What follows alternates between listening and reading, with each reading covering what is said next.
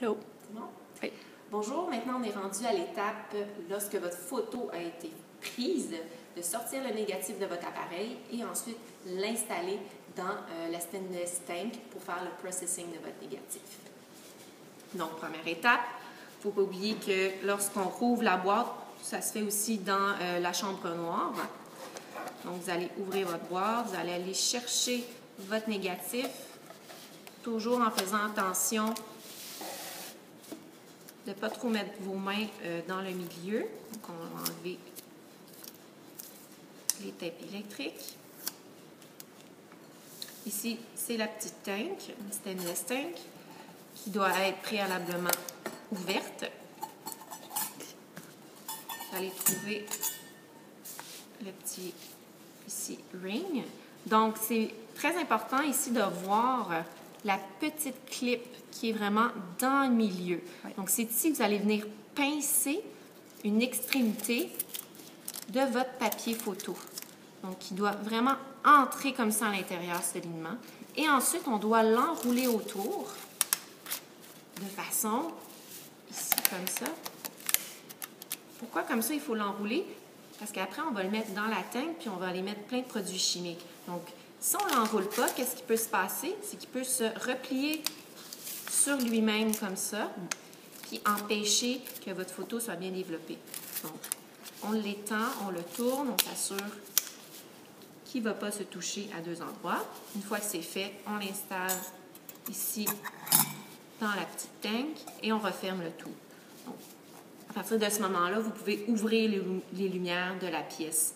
Donc, cette étape-là, c'est une étape aussi, point de vue technique, un peu difficile. Donc, qu'est-ce que je vous suggère toujours, c'est de vous prendre des retailles de négatifs, de le pratiquer. Puis, une fois que vous êtes bien à l'aise, le pratiquer dans le noir. Donc, vous le faites avec votre propre négatif. Donc, ensuite, une fois que tout ça est fait, maintenant, c'est les 5 stations. Vous allez passer à 5 stations et durant les 5 stations, il y a différents temps. Dans le fond, vous allez mettre des chemicals dans votre petit tank. C'est inscrit dans chacune des stations. Donc, un petit truc pour pouvoir mettre les liquides dans votre tank. Donc, ici, vous pouvez enlever le petit cap. Donc, la façon que le tank est fait, c'est qu'on peut entrer des liquides, mais la lumière ne rentre jamais dedans. Donc, un petit truc, c'est toujours de tenir la tank avec un petit tilt, avec un petit angle, pour que l'eau puisse rentrer, votre liquide puisse rentrer et que l'air puisse sortir. Donc, de cette façon-ci, ça va bien aller. Dans les petits tanks comme celui que je tiens, il rentre 250 ml de solution. Et on en a aussi une autre sorte de tanks qui sont un peu plus hautes. Ceux-là prennent le double, donc c'est-à-dire 500 ml. Donc, vous allez voir à chaque station, ici, il y a des béchères. Donc, vous devez environ prendre 250 ml et le verser à l'intérieur. Donc, une fois qu'il est versé, vous remettez le petit couvercle et vous startez votre timer. Donc, vous startez le timer seulement quand vous avez totalement versé le liquide.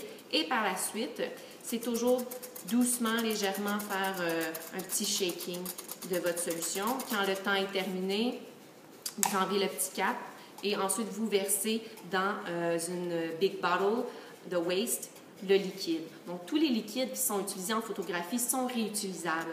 Donc, s'il ne reste plus d'un produit chimique dans la big tank, vous pouvez réutiliser un produit qui est dans le waste bin et ça va être correct. Donc, ensuite, à partir, dans le fond, de la dernière étape, du waiting agent que vous allez mettre la solution, vous pouvez tout ouvrir et vérifier votre négatif. Maintenant, qu'est-ce qu'un bon négatif? Un bon négatif, c'est quand sur votre négatif, on voit vraiment beaucoup de contraste. Donc, on voit vraiment la définition de l'objet. Donc, si vous voyez qu'il n'y a pas assez de contraste ou que c'est totalement foncé, donc si c'est totalement foncé, c'est-à-dire qu'il y a eu trop de lumière, votre temps d'exposition est trop long, donc diminuez le temps d'exposition. Ou peut-être qu'il y a plein d'autres facteurs qui peuvent aussi, paramètres que vous pouvez améliorer, soit votre caméra ou plein d'autres petites choses. Donc, c'est à vous de découvrir avec les différents essais que vous allez faire la meilleure façon pour optimiser votre caméra. Donc, voilà.